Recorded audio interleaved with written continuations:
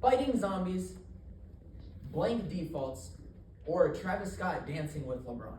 There could be nothing else in the world quite like it. But actually, you're wrong. There is a virtual playground with limitless opportunities in the world that exist out there. And I'm talking none other than Fortnite. It's more than just a game, and actually it's affected us all in just one way or another. It's not just a shooting game. There are actually 3 games inside of it. There's the story mode where you fight zombies and you save the world. There is the Battle Royale, where you and a group of friends try to take over the island and be the last group standing. Or there is creative, where you could probably guess you can be creative and do whatever you want. You guys might just know the cringe stuff on YouTube, or your little brother or sister might do, but it's not just that. There's actually been a huge cultural significance to this game, and by the end of it, I hope that you guys can understand it and maybe think of it like that too. It's changed the economy forever, it's changed the outlook on all future video games, and it changed the lives of everyone who's ever played the game. 5.4 billion, 3.7 billion, 5.1 billion, and 5.8 billion is the number of revenue that Fortnite has made from the years 2018 all the way to 2021. That is a lot of money from a free-to-play game. And it's free on any platform. That's why it's big and the biggest game right now. Friends on PlayStation can play with friends on Switch. Friends on Xbox can play with friends on phone. The opportunities are limitless, and you can do anything you want. But Fortnite grew to popularity not because of that, but because it's free to play, and it offers in-app purchases that don't make it pay to win. So you can have friends that don't spend money be the best, and it doesn't matter, because it doesn't matter what skin you wear. It matters the skill you have at the game. But we're gonna change that up real quick and talk about real life. Epic Games is the group that made Fortnite, and they did something crazy to the huge monopoly that you guys all have in your pockets right now, but to Apple. So what they did is Epic Games changed the prices of their in-game currency, and they opened up their new app store on Apple, and they didn't like that. So when Apple was getting $3 for every $10 made from Epic Games was only making $7 on something they made. So what they did is they changed the prices about 20%. So instead of making $7 from V-Bucks, they got $8 in the end on their own platform. But Apple didn't like that. So Apple banned them from all devices. But devices that had it could still play, but they just couldn't get updates or anything new like that. So they had a long drawn out court battle. And in the end, Apple did win because it was against their TOS, but Epic Games didn't think that they would win. They just wanted to get the word out to other companies that Apple had a monopoly on all of the app stores. Fun fact, because of this stuff, I actually got $50 from the court case, and you guys could probably guess what I spent it on. V-Bucks. But Fortnite didn't only change the way that games were played, like the free-to-play platform or anything, but they also changed the outlook on all gaming forever. Fortnite is one of the GOATs of the gaming world. It's on a tier of its own with maybe some of you guys might think of with Minecraft. They are the 2 best undisputed, and they are on their own level. But in July 21, there was a game that was supposed to be the Fortnite killer of the gaming industry. It's called Splitgate. And in July 2021, they had the peak player base of 68,000 people, and just 2 months later, they only had 5,000. And by the time I was writing it yesterday, they had less than 1,000 people playing in the last 24 hours. That's dead. But the game had everything it needed to be successful and be the next big game, or the killer of the biggest game at the time. It had portals, guns, you could play with friends on any platform. It was a real brain teaser. And there was stuff outside of the game it had to. It was on the front of every store online. The streamers were all playing it and saying how it's going to be the next big game. And Fortnite was in its boring state, so it should have everything that it should need to be taking over the gaming space.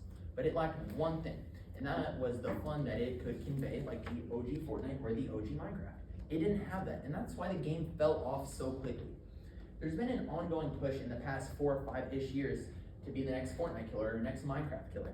And all the games that are like that are battle royales. There's Call of Duty Warzone, there's Apex Legends, and there's also Realm Royale. But out of all those games, there's only been one that's really survived and almost took the mantle of being the next big game killer, and that's been Apex. That game isn't really as big as Fortnite and Minecraft was, but it still has a good player base and a good competitive following. So it's still up there, and it's not dead like these other 3 games. every popular game right now is a battle royale, but Fortnite didn't make that genre. They just popularized it. Games like H1Z1 made it. And a battle royale is where you and or a group of friends are dropped onto an island, and you got to be the last one standing. And if you're the last one standing, you win the game, and you go in and do it again. But that's not the only way Fortnite changed the thing in the video game forever. They also changed the microtransactions. A microtransaction is the stuff that you buy in game, whether it's VC in 2K or V-Bucks in Fortnite. Almost any game right now has it. But Fortnite did something different other than microtransactions. They popularized something called a battle pass. And there are two different versions of the battle pass. There's a free-to-play battle pass where it's free to play, and every few levels you can get something for free. Or if you pay about $10, you get 100 items worth about $100 in all. And even non-battle royale games like Fall Guys or Multiverses or even Among Us have the battle pass system. So you can see that they took Fortnite's inspiration and put it into games of their own because it was so very successful. And although the battle royales are the only popular game right now being played, it gets really boring to play. But there is one person who it'll never get boring for. This is Kyle Giersdorf or something like that. You guys might not know his name, but a lot of gamers know his name, even if they don't play his game. He's also known as Booga, or if you guys still don't know that, he's that one 16-year-old that won $3 million playing a little kid's game a few summers ago. That's not pocket change. That's $3 million, and that's more than all of us in this room have combined. But after taxes or everything, he only got 1.5 million because of the New York stuff and stuff like that. I don't really understand that. It's just what I researched. But so 1.5 million is more than all of us have. And that's a lot of money, and that is no joke. And he changed his life from just being the best and moving his fingers faster than some adults could. And even though that we're not all good like that, it still affects us in one way or another if we enjoy the game that we play. There are a lot of zombies and stuff here playing video games, just like me. I have over 4,000 hours on that game. That is 166 days, or if you want to put that into months, that is 5.5 months just sitting on my PlayStation, just playing the game away and having fun with my friends. And I'm not the only one who plays like that. Every single day, there's 25 million who log on and play the game. And according to a study by ActivePlayer.io, there was 270 million that played the game in 2020 alone. That is 3.4% of the 8 billion population of this earth. That is no joke. But an even crazier fact that some of you might think is crazier is that according to Forbes.com, everyone who plays the game has an average of 7.1 hours a week. It doesn't matter if you're a little kid, maybe in 1st or 2nd grade, or a grown adult. That's still a lot of time taken out of your life just to play some kid's game. There could be banana shooting RPGs or a crazier thing in court that you could maybe get money off of, or there could just be Travis Scott dancing with LeBron. There is anything and everything this game could have, and there is something for all of you in this game. And I hope I conveyed and made something stick on why I like this game and why I think you can too. There is some streamer out there that goes by the name Sean Baum who says that he's the best in the QC. I don't know who that is, but he told me to put that up there. And he also wanted me to show you more clips on why he's the best and how you could reach him.